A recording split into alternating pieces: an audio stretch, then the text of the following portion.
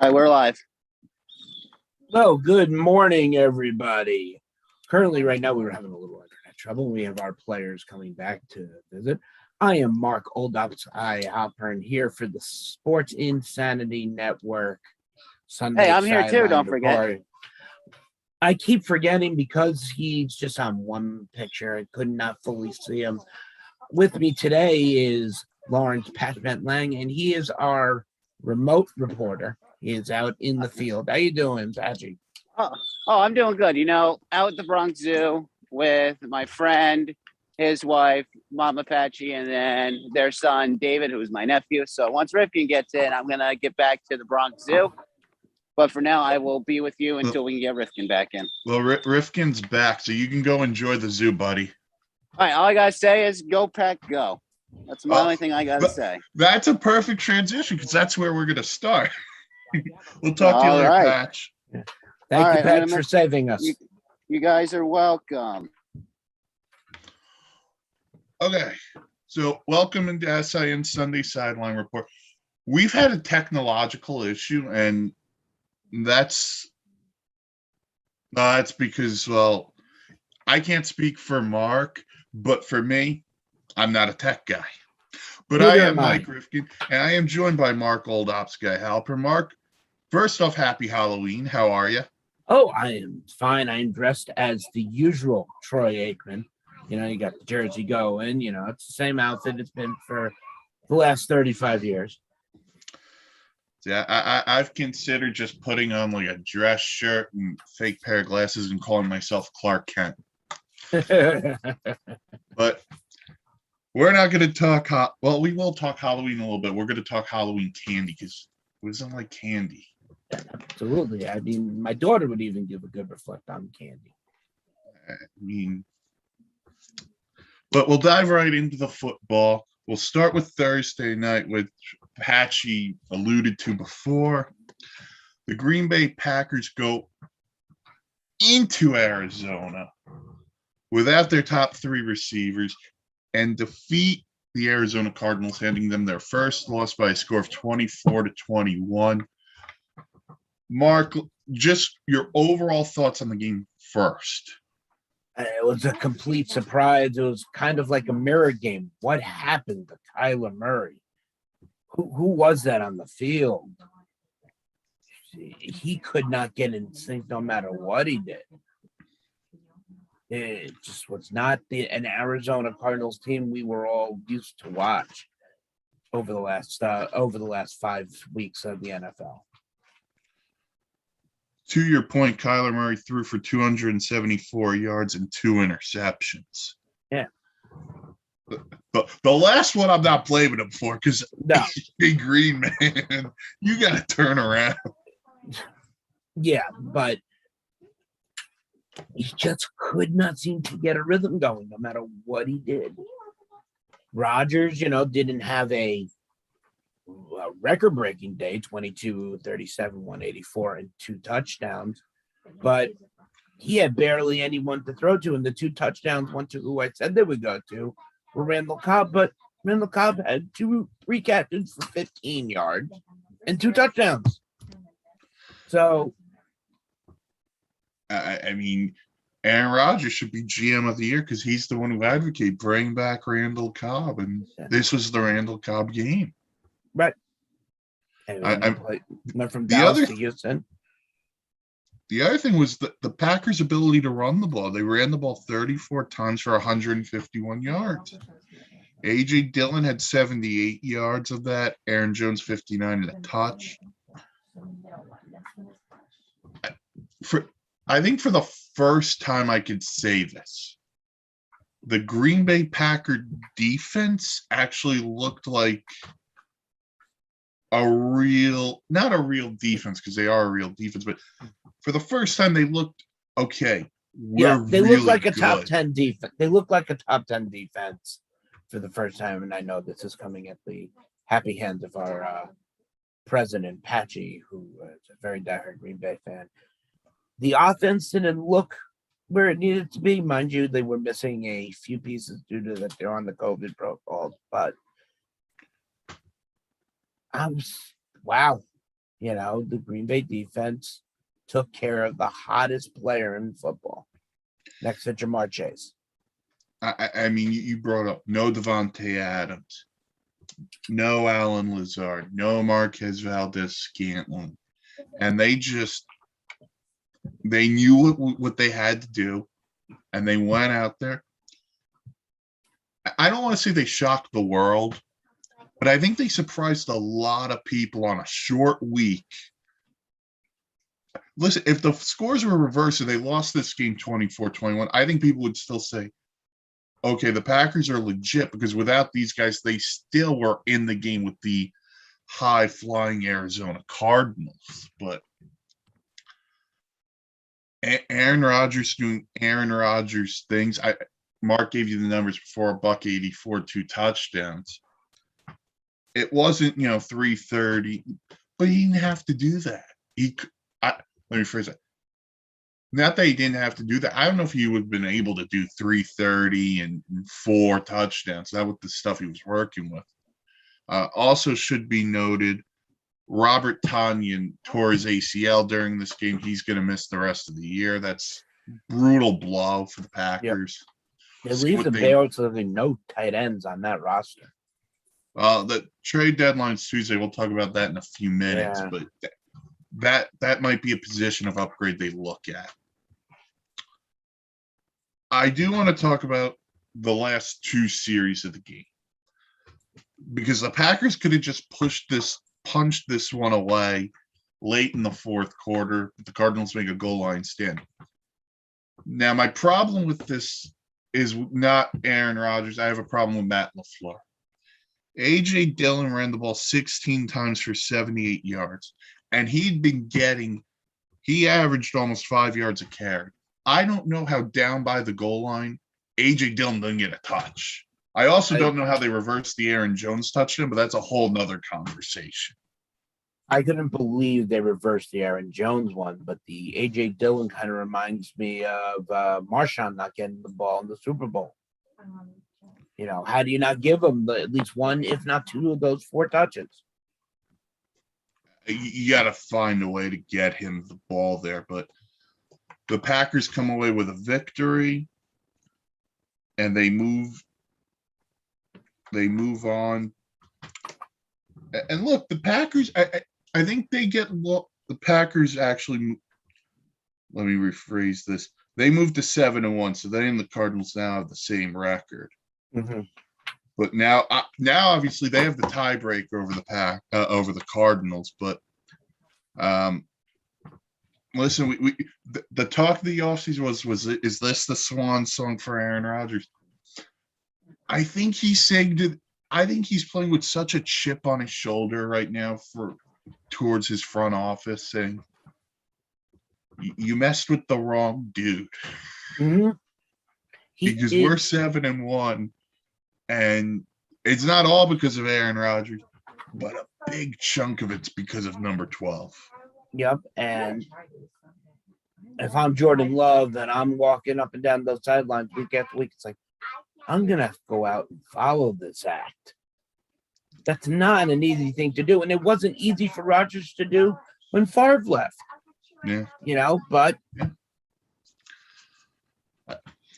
I mean, it's not going to be easy for Jordan Love, but I think that's when you say, oh, hey, it's going to be reset time with Jordan Love. But I don't know if the fan base will buy that. For the Packers, very good game next week. The Packers will go to Arrowhead to play the Chiefs. Then they get Seattle at home, the Vikings. Then they play the Rams before a Sunday night game with the Bears. Wow. So the winnable game there, I mean, Seattle, they should beat Seattle because they still will not have Russell Wilson at that point. And it's a home game. Yeah. Minnesota will be tough because the Minnesota defense has been playing up and down, and Dallas will see them tonight. We'll see how they play tonight, but it's another tough run. But that KC Green Bay game is either going to look like the KC Washington game, or it's going to look like the Cleveland Arizona game with all the run over. It's going to be one of those two types of games. See, I think it's gonna be like I think it's gonna be like the Cleveland Chargers game. Yeah, Whoever has the ball last is gonna win. Mm-hmm. That's what I want to see. I want to see 1,000 yards, a passing total in the game. And this is not a shot in any way, shape, or form at either defense.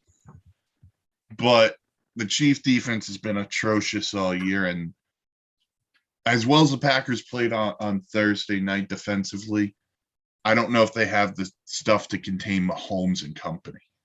And vice versa. Yeah. And vice versa. I don't know if the Chiefs have a chance to stop the Packers at all between Dylan and Aaron Jones, and you got they should have Devontae Adams back too. Right. And they should also have Scantling and Lazard back as well. Also, the only thing they're missing is Robert Tonyan, and you said when we get to our trade talk, looks like Green Bay could be buyers come the trade deadline. Okay, so just before we get to the trade deadline, we'll talk. Here's Arizona's upcoming schedule. They play at the Niners next week before playing Carolina at Seattle before a bye week. So they should win 2 or 3 of those games. They should win. Yeah, they should win 2 of 3. Yeah, they should win 2 or 3. They'll lose one of the 2 road games. That's my belief, because I don't know what's happened to Carolina, but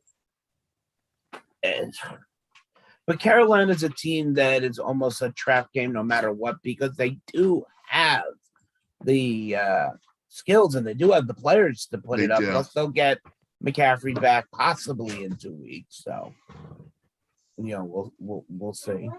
And how FanDuel can still put him up there as a $10,000 player is ridiculous.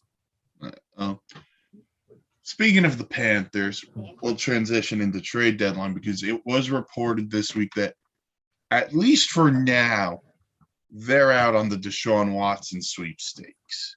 What that means, I don't know. Now Adam Schefter's reporting today that the Texans are willing to hold on to Deshaun Watson past the trading deadline. And listen, I'm going to throw the legal stuff aside for a minute, because that's going to be whatever it is. My problem here is the Houston Texans have screwed this up so badly, and they continue to do it. Jay Glazer of Fox reported that before the draft, he said, I think this week on the Pat McAfee show, the Texans turned down 3 1s and 3 3s for Deshaun Watson. How you do that? I don't know. Especially for a guy who doesn't want to be there. Deshaun Watson would like to go be a Miami Dolphin. That is the one team he has said he would waive his no trade clause for. The Dolphins want assurances that, hey, legally he could actually play, and so on and so forth. Here's the problem I have with the Texans. You can wait till the offseason and get more teams involved, whether it's Philly, Denver, Carolina gets back involved. If Deshaun Watson doesn't want to waive his no trade because he only wants to go to Miami, you're going to still be stuck doing business with the Dolphins. That's the problem here, is Deshaun, not to compare it to another sport for a minute, but it's a little bit like the Jack Eichel situation, except the legal situations, Jack Eichel needs neck surgery. If you're the Houston, just move on now. I don't care what I get. Mm-hmm. I know how good Deshaun Watson is, and I don't want to trade him for pennies on the dollar. I really don't. But at this point, it's going to loom over this organization until it's done. Until he is officially, these are, as putting all the law stuff aside, they're all civil suits. Not one of them is a federal indictment. Mm-hmm. That's the issue. And that's, what's keeping him in the NFL. Now let's throw that garbage away. He's a talented player who still can throw, who still can run. He wants to play in Miami. Yes, we know the rumors that went all over the place is that he was going to go to Miami, Tua was going to go to Washington, and then there was talks of Antonio Gibson leaving Washington to heading to Houston. It was all over the place. Now, as Mike said, they are willing to wait until afterwards because I really don't think Miami's ready to give up on Tua. I think they like Tua. And Mike, you're the Dolphins fan in this group. And what do you think they're saying? I don't think they like Tua. I don't. I think if they had liked Tua, this would have come out months ago and saying, we're not doing this. Tua's our guy. Instead, I've got Brian Flores coming out to the media saying, Tua's our guy. Tua's our guy. But I don't believe him because if the rumors wouldn't still be happening if I believed you. There wouldn't be leaks of, oh, we're still looking. We're still looking. No, you're looking because you don't trust the guy you have now. You don't have that belief. And I'm going to get off on a little bit of a tangent here, and this is going to be very brief, but Blog time. Sorry. The problem I have with I'm calling most people out. I'm going to call it the national media because everyone wants to compare Tua to what Herbert's doing and to what Joe Burrow's doing because they were all drafted together. If you throw any one of the other two on the Dolphins roster as it is now, they're not putting up the same numbers.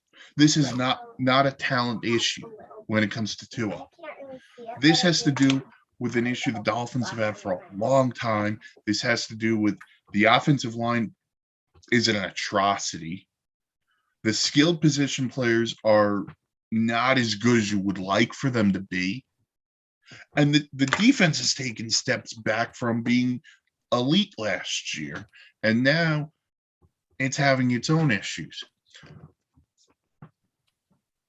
So I don't care who you can put Tom Brady on this team and it's not going to mask all the issues they have. Yeah. So this is not on Tua Tagovailoa. This is on the front office. This is on how they've managed to screw up what was a beautiful thing when they were tearing it all down, stocking picks. Austin Jackson can't play left tackle. They've moved him to guard already. Right. He was a first-round pick. The corner from Auburn, I'm only saying it because I can't pronounce his last name. He stunk. That's a first-round pick. They signed Will Fuller for $10 million. Will Fuller hasn't done anything. That was one of the... Devontae Parker is someone we're going to talk about in a few minutes. Trade deadline. Move him. Get a second or a third for him. I don't care. There's two guys respectable catching passes. Mike Gesicki, who's going to need a new contract after the season, and Jalen Waddle has actually been productive as a rookie. Very productive. Otherwise, I'm leaning on what? Mac Hollins? What is this? What is this world we're living in? So I'm not saying Deshaun Watson's going to answer all of these questions. But I'll say this. Deshaun Watson will not make the same mistakes Tua makes. Deshaun Watson is comfortable with what he's doing. You get this. Deshaun Watson won 4 games last year by himself. Because Houston's roster is an atrocity. Thanks, Bob. But if you have a plan with Deshaun Watson, there's no reason the Dolphins can't challenge the Bills next year for the AFC East. You have players. Right, yes. You have players. If you think you're a quarterback away with Deshaun Watson, you go make the move. It all is going to come down to is verbiage in that contract on what if, or if he becomes federally indicted and then can't play, Does it cancel it all out, or what happens in this case, And that's where I think Houston has to be a little lenient on, because they know what's going on. Right. They know this is going on. So they have to say, you know what?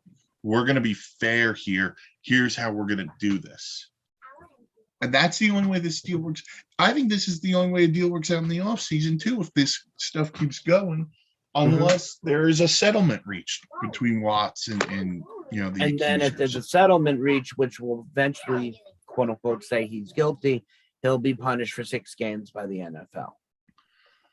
And here's the other thing that I'm just going to bring up really quick, because Deshaun Watson is not suspended. He's not on the commissioner's exempt list currently.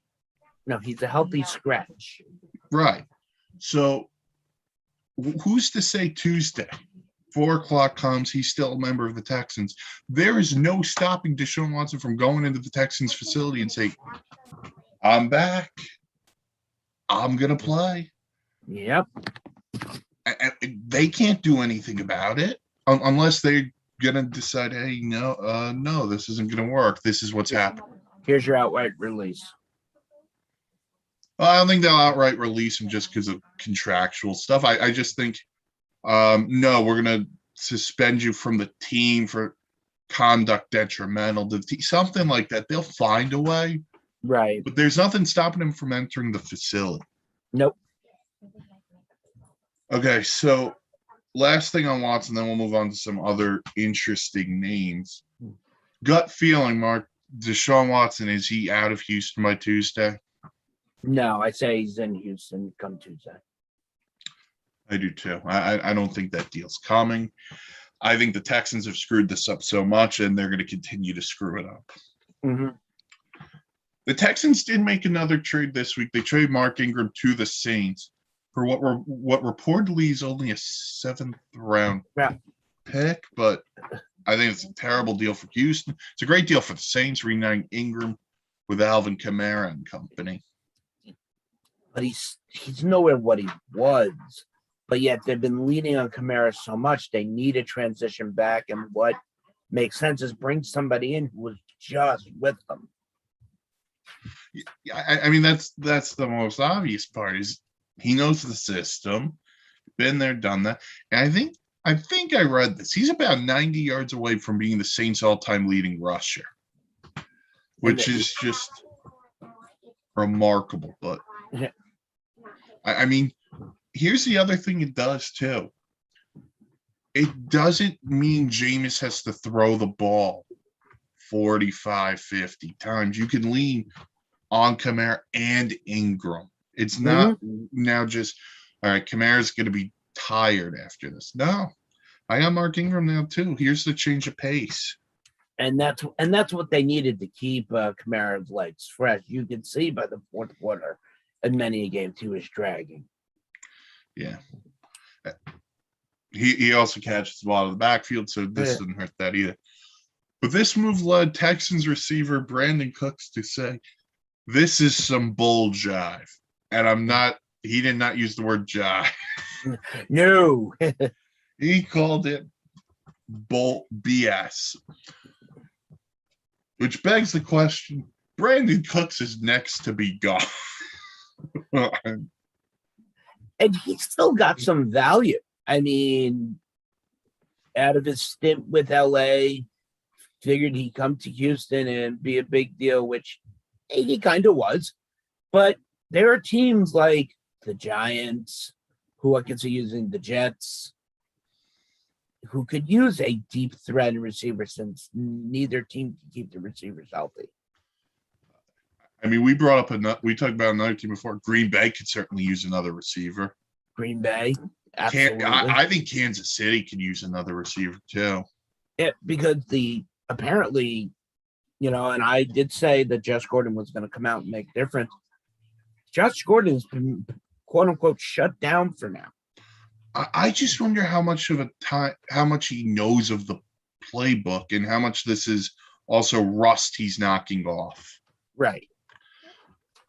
But there's something wrong in Kansas City. Yeah, so I think Pittsburgh could go out and make this move too if they think they're a receiver away. Here's your Juju replacement kind of deal. Yep. You know, there's a lot of teams that should be in on Brandon Cooks. We'll wait to see. And they could and potentially get him way cheaper than would expect. I'd say he could be gotten for a fourth round. Yeah, I was going to say third, fourth. Fourth round pick. Yeah, I mean, Houston should trade everybody. The whole team should be traded. You know, just load up on draft picks and rebuild your team. Your dynasty, whatever you want to call it, is over. It's time to say Levy. It's time for Moser to realize Josh Allen was not the golden boy right now. It was a loss last week. You know, no reason to break tables. When they win 5 more in a row, you can go break. Well, they're going to win by like 50 today over the Dolphins. That's a foregone conclusion. And if you're going to ask me, yes, I laid the Bills minus 14 today. Yes. If you're gambling, the Bills minus 14, I think it's a total lock. Oh, no, I took the Fins with the points. I did not. I took the Bills. All right. You know what? We talked Fins. We talked a low receiver. We'll go Devontae Parker next. Yeah. Listen, done. Trade him for a 2 or 3. I don't care. The dude can't stay healthy. Again, there's a Baltimore. Go to Baltimore. Baltimore, Tennessee could use a good slot receiver. Yeah, especially with Julio Jones being down this week. Yep. You know, San Francisco, I think could use another guy because Ayuk, for some reason, Ayuk has fallen off. I don't know what happened there, but something happened. Wide receivers is the big thing at the trade deadline right now. Oh yeah, I mean the last guy I actually got 2 more receivers on here. Yeah. One is Allen Robinson. I have him as well. I mean, I don't see the Bears going anywhere this year.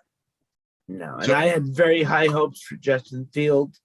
He has to just get to know the NFL. He'll be fine. For me, I'm going to bring up the same team I brought up as Brandon Cooks, the Chiefs. I don't know what the cost is. I don't know what the cost is, but I think I don't know if I'd be willing to give up a 1, but I'd certainly be willing to give up a 2 on that. A 2, yeah. A 1, no. A 2, absolutely. Yeah. I mean, you look at you look at the Giants. I look at Darius Slayton and I look at Evan Ingram. They're not your first round picks or whatever. As the Giants, you got to say we're not going anywhere. They're 2 viable pieces that they can get some draft picks for. So the Galladay experiment didn't work. Well, Galladay's contract right now is not movable. You got him for another 4 years. Right. So, but I just wonder on him if a change. Spoiler alert: when the Giants miss the playoffs, Dave Gettleman's getting fired. Oh, I don't know about Joe Judge. If it were me, I'd fire Joe Judge, and I'd fire Jason Garrett. I wonder if a change of coordinator would help him because Jason Garrett hasn't done anything to get Kenny Galladay the ball. And so why'd you pay him the 18-19 million you did if you're not going to get him the ball? And if they didn't do a proper physical, that his knee is destroyed. Shut him down. Get surgery, get him ready for next year. I don't know what to do if you're the Giants. Back to Slayton and Ingram. Slayton I would keep. I think Slayton's a keeper because you said you're not going anywhere this year, and I agree. But I want to know if Darius Slayton's part of my future. Because if I can go into next year with Slayton, Kadarius Toney, Kenny Galladay, and Sterling Shepard as my 4 receivers, although I'd consider trading Shepard because I think him and Toney are the same guy. Essentially. That's something I would consider. Evan Ingram's gone. Can't catch the ball, can't catch a cold, can't stay healthy. Gone. Green Bay, Robert Tonyan just got hurt. There's your spot, Green Bay. Yeah, I was, as much as a Cowboys fan as I am, I think the Cowboys might be willing to move Blake Jarwin to get some line help that Dallas really needs on the defensive side and to get some backup on the offensive side. Dalton Schultz has clearly come out and said, I am this team's number one tight end.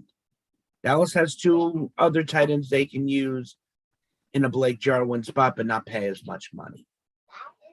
And I think Dallas could be selling Blake Jarwin to potentially even bring in a better backup quarterback. Cooper Rush is not the answer here. Cooper Rush might be starting tonight on NBC. I don't know. Will be Cooper Rush? Will be Will Greer? I'm holding my breath every moment here. Every time I get an update on my phone, I'm like afraid to look. I'm just wondering if Jerry's going to find a way here. One of two things: Romo's out of retirement for tonight, or Kellen Moore comes out in uniform.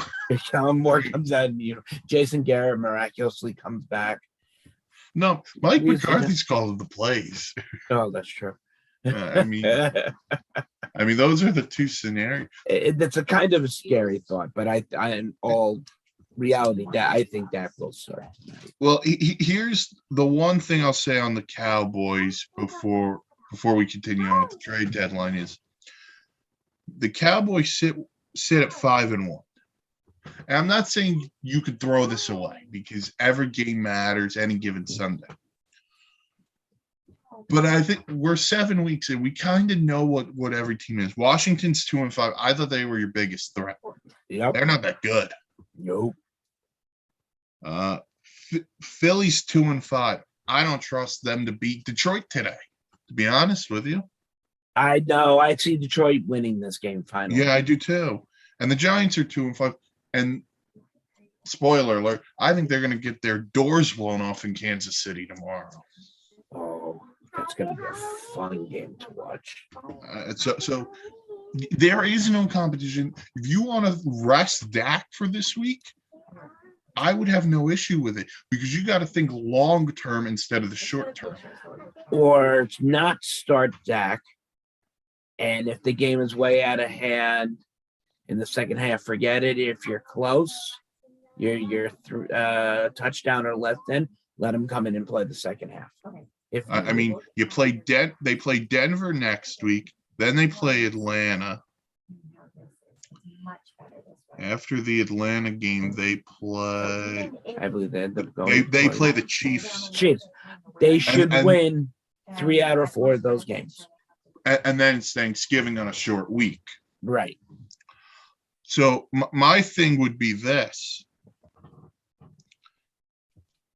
I may want to, and I'm not saying it's definite, maybe rest him tonight, see where he's at next week, because I really want him healthy for that Chiefs game and Thanksgiving, because those are the 2 games where I think they may have a little bit of an issue, but they're good enough to beat Minnesota. They're good enough to beat Denver and Atlanta. Depending on what really Minnesota team shows up. The other thing is the money Jerry just invested. He has to say, you know what? Let's pump it a little bit. Mm-hmm. Make sure he's 100%, because that's argument's sake. And I don't wish injury upon any player. He gets hurt next week and he tears his calf or whatever, and he's going to miss the rest of the season. The Dallas Cowboys' hopes and dreams go down. Mm-hmm. As good as this defense can be, as good as Zeke has been, if they don't have Dak Prescott, they're not going to win. Right. Case in point, last year. Mm-hmm. And Andy Dalton is a better backup than Cooper Rush. Yes. They need a solid backup. And, you look at the field right now, there is nobody. That's why I'm saying you offer up Blake Jarwin, you might be able to get a name to be able to come out and back up Dak, or make a nice move to get Trey Flowers out of Detroit. Something like that could happen. Yeah. But we'll see. That's what All right. fun about the trade deadline. I'm going to throw more other name, and then we'll get into some games. And it's the curious case of Odell Beckham and what happens there in Cleveland. I think this is more of an off-season thing than a trade deadline thing. I don't think any team is going to touch him right now. Yeah, I don't either. I think that's off-season waiting to happen. Yeah, I think it's something we'll have to wait till the end of the year because Cleveland's hopes and dreams are gone. The injury bug has destroyed them. I just don't understand how you play Baker today. He wants to play. All it's going to take is one good hit, and nobody's going to be looking to hurt him. But it's going to take one good hit. He's going to go down, whatever. And then, of course, coaches are going to get blamed. I don't care that Chubb is back. If Chubb is operating on 80%, sit Chubb, sit Baker. Odell Beckham isn't doing you any good anyway. Trade him in the offseason. Let Landry have a good year, whatever he has left in it. Let it go, people. Yeah, so that's trade deadline. It's Tuesday. Tuesday at 4 is the deadline. We'll see what happens. We'll recap it for you on SIN's Wishbone Shotgun podcast. We'll talk about it. I'm sure we'll talk about it again next week on the SIN Sunday Sideline Report. And the Sports Insanity podcast on Monday night, we'll touch on this as we go into the night before as well. SIP, tune in. Everything you can find on anchor.com, wherever you get your podcasts. Okay, on to today's slate of games. You know what? We just started talking about the Browns. Let's start with this Browns-Steelers game. Look, if you're the Steelers, you're looking for revenge and redemption off of, let's be honest, you got embarrassed last year in the wild card game by this Cleveland Browns team. This is time for Cleveland, as injured as they are, and we just said there's no reason for them to be playing Baker Mayfield. If Cleveland can come out there and put up a good enough fight and win, we got to win by 3 points, I'd be ecstatic. I don't think this Pittsburgh defense is any good at all. I don't think this Pittsburgh offense can challenge. I want to see the underdog Cleveland Browns come out here. I'm going to go the other. I think Cleveland wins ultimately.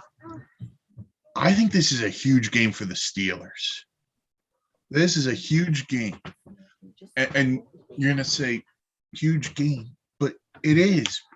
They lost week 17 to Cleveland, which led Cleveland into the playoffs. I know. Ben didn't play. It was Mason Rudolph.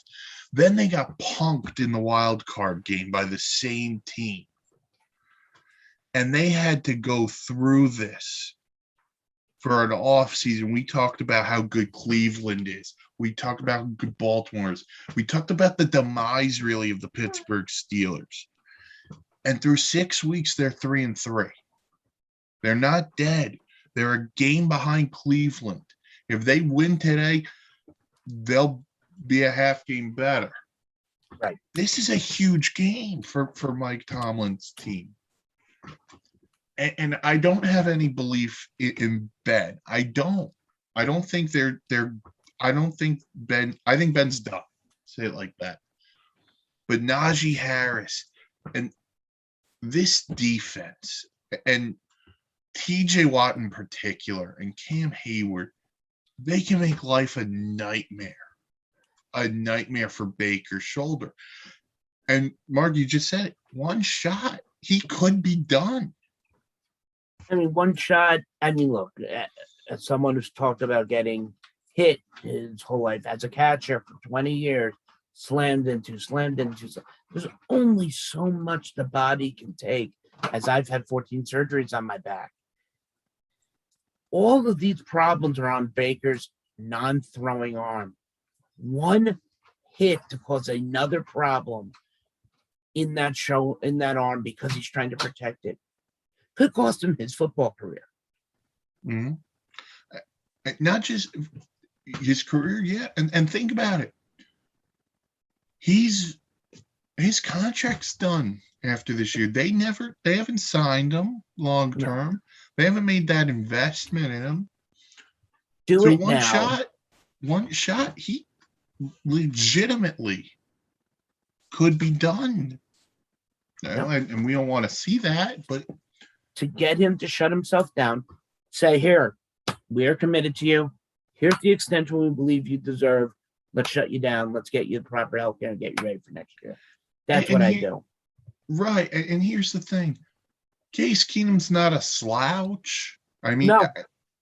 he's not a slouch. He's not going to, I don't think he's a Super Bowl winning quarterback for you, but he's not a slouch. He manages the game fine. And he'll get you through the season. Yeah. If Baker could be back for the playoffs, or just let him rest and recalibrate. I mean, I just hate to see a talent get destroyed and washed out like that. I do too.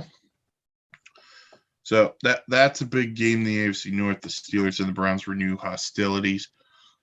We'll go to the AFC South, where rivalry renewed. You have the Titans going to Indy, playing the resurgent Indianapolis Colts. Now, these two teams played back in week 3. It was a Titans victory at home, 25-16. Ryan Tannehill threw 3 touchdowns. Derrick Henry over 100 yards. So let's just talk for the Titans about the Titans first, because we'll get to the Colts resurgence. But the Titans are coming off 2 powerhouse wins. Mm-hmm.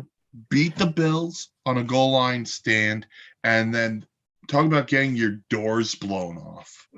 That's what they did to the Chiefs last week. I am so happy because I'm a very big fan of AJ Brown. Since he was in college, I was very happy for the Titans when they got him. I said he's going to be an amazing asset. Then in the offseason, you pair him with Julio Jones. Now, Julio isn't 8 years ago Julio, where he's catching 90 receptions, 1,500 yards. But that takes a little bit of pressure off of A.J. Brown. They traded Jonnu Smith to New England. I didn't understand that. He was a free agent, not traded. It was a free agent? Okay, yes. So then I take that back. How you not resign Jonnu Smith, who was a not good tight end? Not excellent, but he was a good blocking tight end. He did well for Derrick Henry's sake for last year. Not to say that Derrick Henry is having a bad year this year. He's lights out. But this Tennessee team was built for greatness. And then what happened? What happened? They fizzled. They became quiet. But this win, like Mike said, the blow off the doors of AC might have just been the adrenaline hit their system immediately. I said this on the podcast last week now. I think these 2 wins, the Bills wins and the Bills win, Chiefs win, were the 2 best wins in the Mike Vrabel era for the Tennessee Titans, playoffs included. I know they ended the Brady-Belichick era in New England, but these 2 wins back to back, those are the 2, because we said in the offseason once they got Julio Jones, okay, Buffalo, KC, they're there. We kind of think there's a couple of other teams. Then the Titans make the Julio Jones move. Okay, the Titans are pushing up too. Those 2 wins say, we're here. So this is good on the Titans. They made those 2 wins stand up. Now they play the team realistically they should have buried, and the Colts, who have resurged as a threat. They're now 3-4 after starting 0-3. Easily could have beaten the Ravens, but that's in the past. And Carson Wentz is playing really, really good football. Reminds me of that Super Bowl year, that first half of the season for him. I mean, he's thrown 11 touchdowns to 1 pick. He's only thrown 1 interception. Far from the Turnover injury machine play. was in Philly. Yeah, I mean, he's making right decisions and at the right time, placing the football where it needs to go, and not a lot of panic throws. Yeah, and I thought I was most impressed last week in San Francisco. That's bad weather. Team that usually plays in a dome, a retractable roof. And the Niners kept it close, and I think the weather affected some. But his ball placement was really good outside of the 1 pick. I heard, I think it was Collinsworth who said this, their best play was getting pass interference on the Niners. Well, if those balls aren't close, you're not getting those calls anyway. Right. So that's an art form in itself. So here's what's at stake here. If the Colts win, they are now a game back of the Titans. And if the Titans win, 1, season sweep, but 2, I think most importantly, all of a sudden you're 3 up on the Colts, and you go from there because you do sweep them, you hold the tiebreaker. So big game, both teams. So wait and see. This should be a great, great game. Okay. It definitely should be. All right. So we got 2 other games we're going to talk about. Let's start with the 3-4 Patriots going to the 4-2 Los Angeles Chargers of San Diego. And the reason why I call this an important game, and I don't know if you agree with this. 1, the Patriots drubbed the Chargers last year in LA, 45. I think it was 45-0. But 2, you got 2 young quarterbacks who've played really well with Justin Herbert and Mac Jones. New England, if you still haven't done it, work with McDonald's where any game Mac Jones throws 3 touchdowns, you get a free Big Mac the next day. I'm telling you. Promotions. First in line, right? I'm more of a McDonald's chicken sandwich guy, but I'm just working promotion, seeing if the Patriots would hire me. In all seriousness, again, I call this another trap game. Mm-hmm. New England is not as weak as a team as certain analysts out there said they are. Yes, they went toe-to-toe with Dallas and almost beat them. But Dallas just edged them out. They absolutely walloped the Jets. And this to me was a well-needed win. 50 points. Hey, nothing gets your team with the type of veracity you need than a blowout like this, especially in a divisional win. Now you're going up against a 4-2 LA Charger team that is loaded not only on the ground, but in the air with Mike Williams and Keenan Allen. You've got Justin Herbert, who's taken the league by storm last year and hasn't missed really a step this year. Austin Eckler is a very strong running back.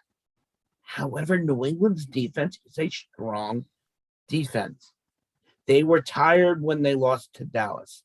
They weren't playing anybody when they played the Jets, so they got a break. I look for New England to win this game. I think this is my upset pick of the day. I took the Chargers on the podcast, and I'm going to stick with it. I think this game is closer than people think. I'll say this, too. The Chargers are giving up 5.4 yards per carry. I think it's a big Damian Harris day again.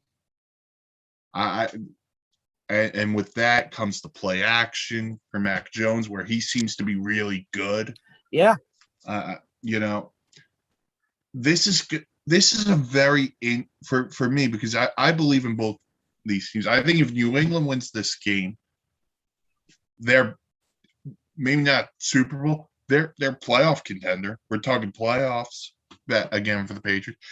If the Chargers win, it's just another notch in their belt on what's been a really impressive start. I mean, the New England Patriots are 3-4, correct? Yep, they're 3-4 coming in today. They're definitely in the top 4 of the division run right now. It's not over. This team has some bite to it. Played the Bills yet. No, this team has bite and has fight. I think Mac Jones understands that he is the guy and he's going to be developed. But if he can come out and have the type of year he's having, no, it's not Brady-esque coming in for Drew Bledsoe after he gets lung crushed. But still, you're playing for the best coach in football. In the history of football. In the history of football. Take this opportunity and run with it. Yeah, no offense. Hey, look, Pat, you and I have Lombardi and we have Landry, but I'm sorry. And I got Belichick. Shula. Right. Yeah, Pat Shula. Belichick is the best one to learn from. Yeah, he is. So that's the chess match between Staley and Josh McDaniels is gonna be fun to watch. Okay, the last game we're gonna cover NFC South showdown, and it's a real showdown. It's not the Panthers Falcons. It's not as much of a showdown as that is. You got the Bucks going to New Orleans to play the Saints. If the Saints win this game, they are 5-2. If the Saints win this game, they are a game behind Tampa for first place in the NFC South. The Saints did sweep the Bucks last year in the regular season. That was with Drew Brees. The Bucks beat the Saints in the playoffs. But now it's a Jameis revenge game. Oh, I see this as being a very big game by Jameis Winston. I do too. The Bucs secondary is not good right now with all the injuries. No, and this is where you gotta figure. Yes, you gotta run the ball a little bit, but this is the time for a lot of play action, a lot of screen plays. Get them to check down early, go up top to Marquez Callaway later. And this is a game where good old crabby legs Winston could turn out and pull out a huge win. And this is one where we're going to do something very interesting in a few minutes. But this is the game for me where Sean Payton, we look at the Saints and we go, the Saints are 4-2, and it's really a quiet 4-2 how well they played.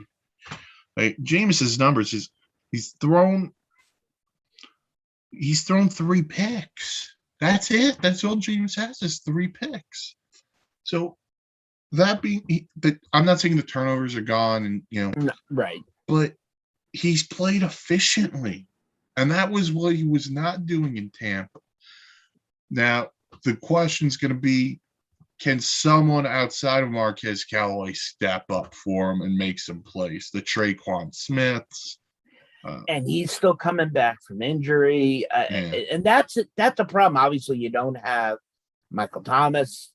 Yeah. Still, I mean, that is something they are lacking. And it's a receiver. It's 2 receivers, really. You give Jameis Winston I'm talking low-level, mid-level receivers, this team would be a lot more scarier than it is. And we could talk the other side for a minute, too, just because I have to. Brady's doing his thing. Those receivers do their things. Antonio Brown's going to miss this game with an ankle injury. That's a big blow. But this also renews the rivalry between Mike Evans and Marshawn Lattimore. And that's worth the price of admission within itself. Yes. So I took Tampa on the podcast. I'm going to stick with it. But I would not be shocked if the Saints won this game. It could happen. Yeah. If Winston comes out confident, it's very possible. Yeah. It's not like, hey, it's going to be a magic thing. No, he's capable of beating Brady with this team. Oh, he is. So those are the games we're covering. So we're going to do something a little different here. We usually end with a 2-minute drill. I've changed it up on the fly. I had a feeling, so I want to do something fun. So I'm calling this the 5. Okay. So what we're going to do is from 5 to 1, we're going to rank some things, opinions only. It's not going to be, I give you, we're going to rank them. So we're going to start with today being Halloween. This is going to be the Halloween theme. Your top 5, Mark, favorite Halloween candy. My top 5 favorite Halloween candy. Now, So what would be your most favorite? Right. Okay. So number 5, Snickers. Gotta have that protein push to keep you going longer. Number 4, Sour Patch Kids. 3, you gotta go with a nice smooth break. Kit Kat. Okay. Get that little mix in. My wife would be very surprised at this next one, Hershey bar. Good old fashioned. If you're going old school, good old fashioned. And number 1, the number 1 candy, Reese's Pieces peanut butter cup. Does not get better. Okay. So for me, 5, I'm going Twix at 5. I love a good Twix. Left or the right? Oh, I'm a right.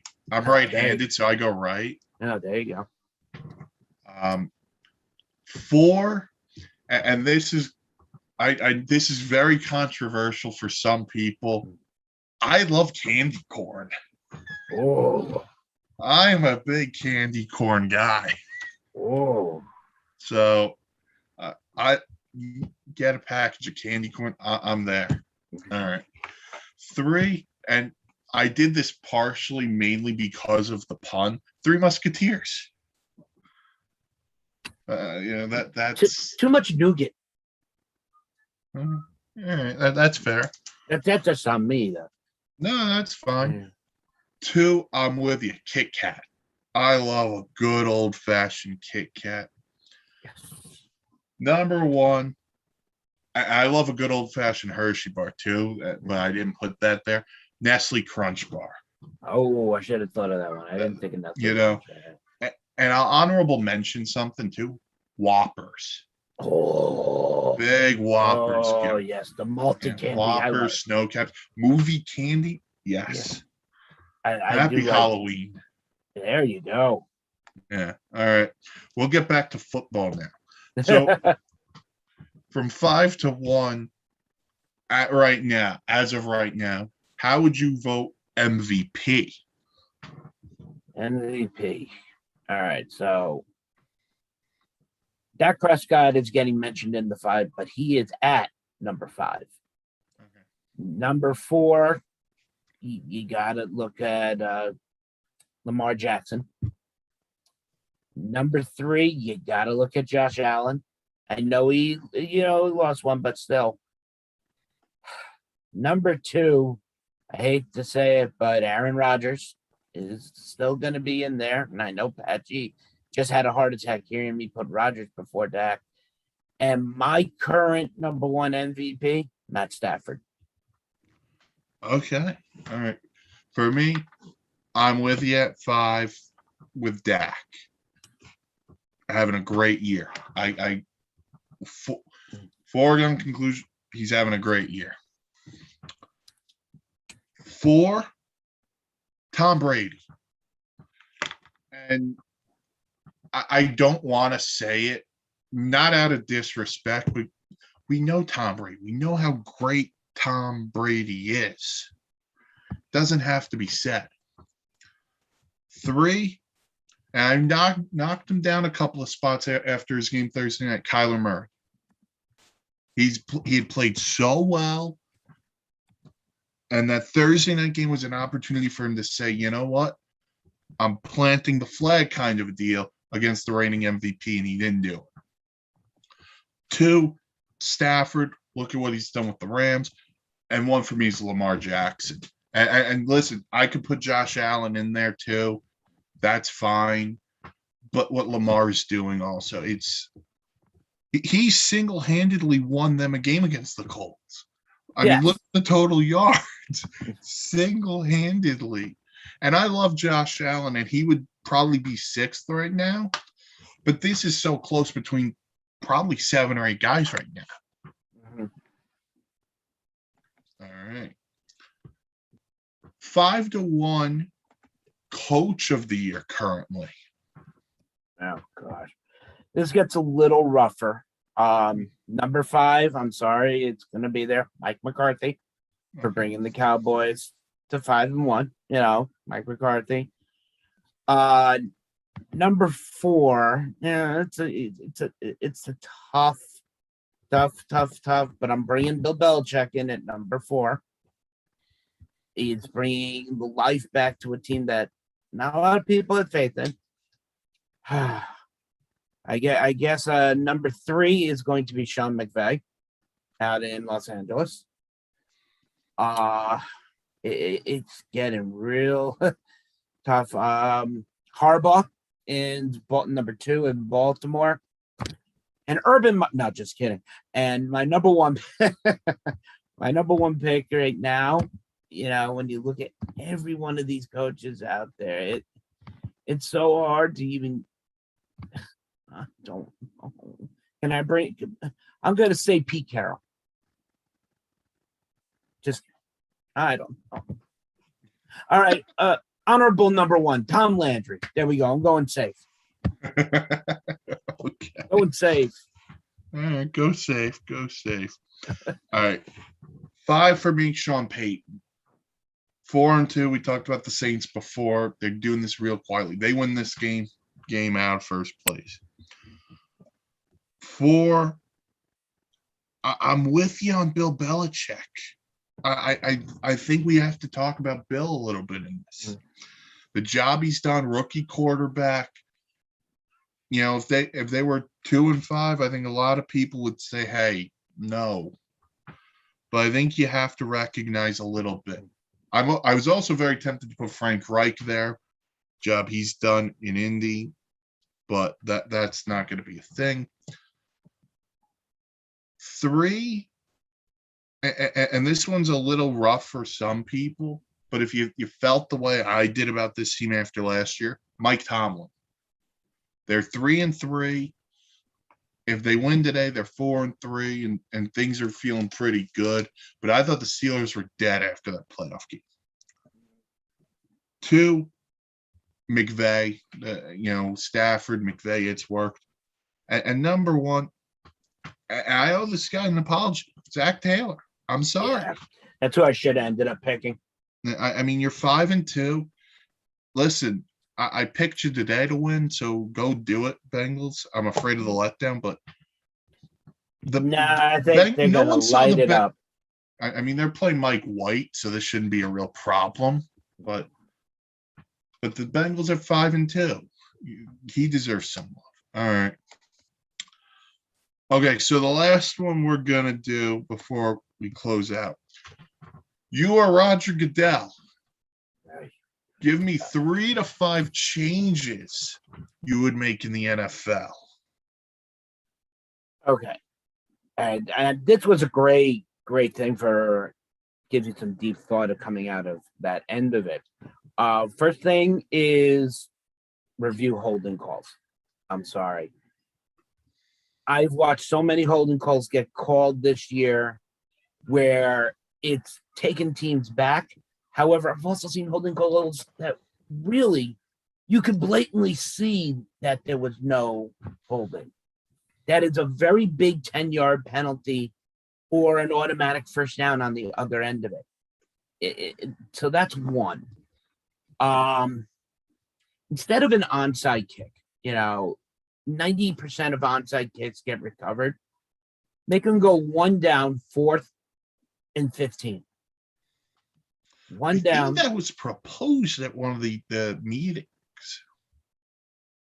I would go, make them go 4th and 20. Let's even make it a little bit broader, make it tougher.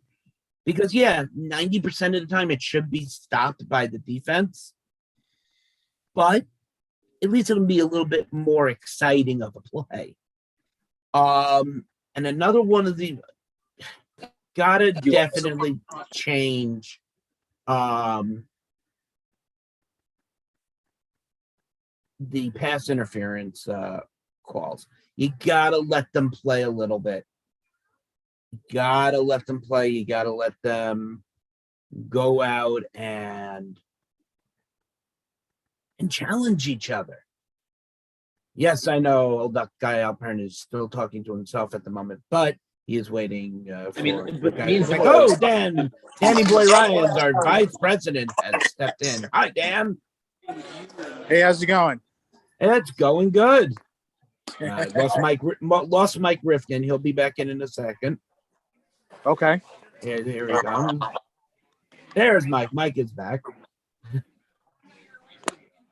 Dan has jumped in, so I'll let you pose a couple of questions to Dan and hear what he's got to say. Oh, what's up, Dan? Hey, Rifkin, what's going on, man? Not too much. We were just wrapping up. We were doing kind of a top 5 thing. So Okay. we'll go to you on this then. Your top 5 MVP candidates right now. 5 to 1 or 1 to 5 5? to 1. Okay. I like Myles Garrett as an MVP candidate always. So he's 5. Aaron Rodgers 4. Josh Allen 3. I would put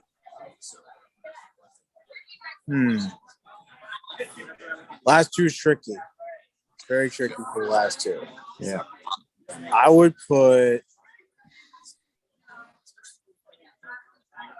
let's put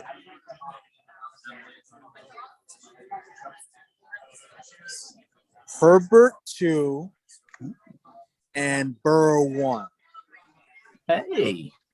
Those are 2 different names because I don't think either of us. No, neither of us put them in there. Okay. Mainly just missed. And the only reason why is because, even though, I know the Chargers have been great of late, but Herbert is a beast, man. He's a huge beast. So it's great to watch him play every week. And Burrow, he's having a tremendous season. He's going to kill the Jets today. So, he's already chalked it up. So the Bengals are on a tear, and it's him, and of course Chase also having a fantastic year for them too. Well, rookie of the year's done. He's gonna win it. Yeah. All right. It's like no problem. Yeah. We also were doing top 5 for coach of the year. Okay. I don't remember everyone off the top of Mark's list. If you want to run through it really quick, and then we can. Yes, I went Mike McCarthy at 5-1, Harbaugh, Sean McVay, Mike Tomlin, but I really couldn't pick a solid number 1, so Tom Landry for the safe pick. I want Zach Taylor at 1 just for what the Yeah. Bengals are doing. We talked a lot about McVay. I had Sean Payton, and we both had Belichick in this conversation too, even though they're 3 and 4. Yeah, Belichick's not in my top 5 in this case. Patriots are still they're in a different phase in this era of the franchise, so it's going to take a while for them to get back into the fold. So he's not quite there yet, but what he's done with Mac Jones and the defense and the offense, it's really good to watch. So I'm actually very impressed that Belichick really hasn't lost a step, even though he's lost Tom Brady. So I give him that credit. Sean McDermott. Yeah. He's number 5 for me. I know no disrespect to Bills or anything, but to me he's not quite number 1 yet.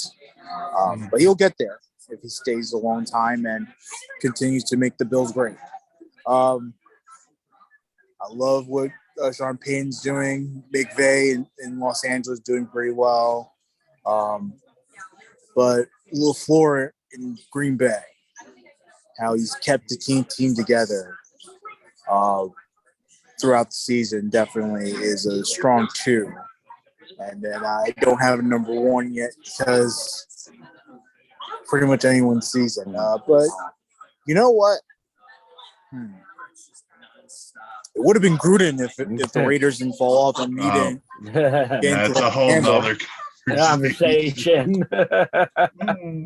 So I don't know yet. I don't know. My list may change. No, every list is subject to change. Because Brandon Staley should be on a list too at 4-2 with the Chargers. He's done a great job. We talked to Dak Taylor. The last one we were on before you joined us was we were doing 3 to 5 changes you would make if you were Roger Goodell. And Mark had brought up eliminating kickoffs instead of going for it on like a 4th and 20. Meaning onside. Onside kicks. Yeah. And reviewing holding penalties. Yep. And was that what else you had? Right. I had that, the onside kick change, and then I hate the fact that the ball can land in the end zone on a kick, meaning they have to run it out. I want to see them running balls out of the end zone. If it goes out of the back of the end zone, fine, touchback. No letting it land. Run it out. I would say just instead eliminating that as obliterated at the 2. Why not? Listen, just instead of calling that a touchback, make them actually pick it up and take the knee. Right. Otherwise, it should be a fumble. Right. Well, that's what I've been saying for the last year and a half. Yeah. So, yes, those are my 3 changes or rules, so to speak, that I would do. I mean, Dan, what about you? You got any rules, changes you would make if you're Roger Goodell? Those changes, I mean, I definitely would. I understand about reviewing penalties, but the thing with reviewing penalties is that, because football, just like baseball, has a huge issue with time and long games and all that stuff. So, like, having too many reviews is, probably going to be weird. But I totally get it because a lot of these penalties, refs are throwing flags like nothing. Mm-hmm. It's crazy. They throw too many flags. I can't deal with it anymore. Yeah, they throw it like they're trying to make it rain at the strip club. Exactly. So definitely that. If anything, limit how many flags you can throw. I don't know if that's a thing, but maybe that. All right, for me, roughing the passer has to become reviewable. Either A, review roughing the passer, or B, we need rules for it. I get the head stuff. I get the below the knees. But I don't get the landing on them or the driving them to the ground. No. It's football. They're getting tackled or you're going to put a flag on them. I don't care. That's it. Pass interference, back to 15 yards. No longer spot foul. Can't deal with it. Now guys just throw it up looking for it.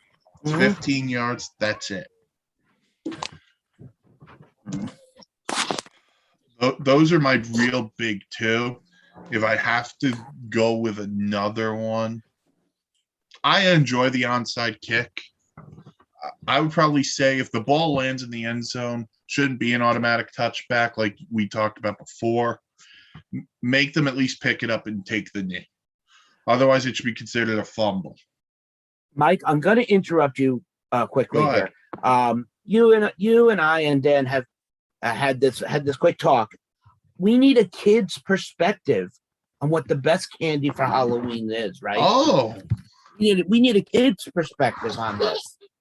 And I happen to have this is Charlotte Helen Halpern. And she's going to tell us what kids think is the best candy for Halloween. No. Talk on. No, you got to talk here. Come on. You say. Star. Come on. Come on. What is your favorite candy on Halloween? Chocolate. Well, chocolate, okay, but what type do you like? Yeah. Hershey bar? Do you like what is your favorite type of candy? My favorite type of chocolate is the milk chocolate. Is a milk chocolate bar for Charlotte. What about other kids at school? What other kids at school like to have? I don't know. Do they I don't know. Nestle Crunch bars, Oh, Dad. gummy bears, Skittles. Skittles? Okay, that's also one of my other favorite candies. Oh, really? We Taste needed the a rainbow. side report on candy since it was Halloween. I don't want to thank my daughter Charlotte for being available for this. Yes. Thank you, Charlotte. Oh. All right. So we got a kid's perspective on Halloween candy. Yes. We'll call it after this, Mark. Yeah. The one game you can go to today. The one game I could go to today is I would like to head out to Indianapolis. That game is going to be a fun ball game. I want to see what they can do. I want to see Indianapolis take on Tennessee, and I want to see if this is the Carson Wentz that we've been seeing the last few weeks. All right. For me, I'm going to New Orleans. One, Halloween in New Orleans might be a lot of fun. Two, Saints Bucks doesn't get a whole lot better than that.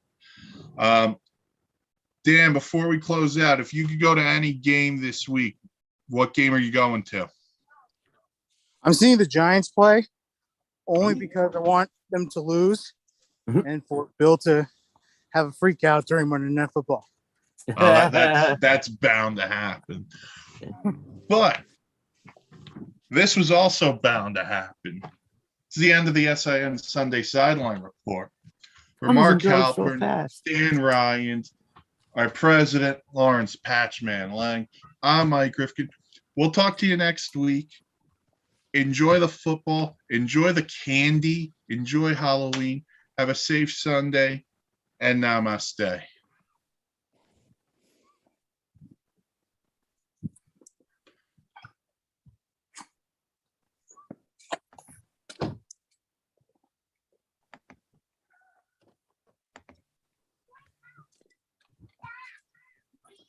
Do you know how to get us off? No. Okay, Yeah, there how should do be a you- button that says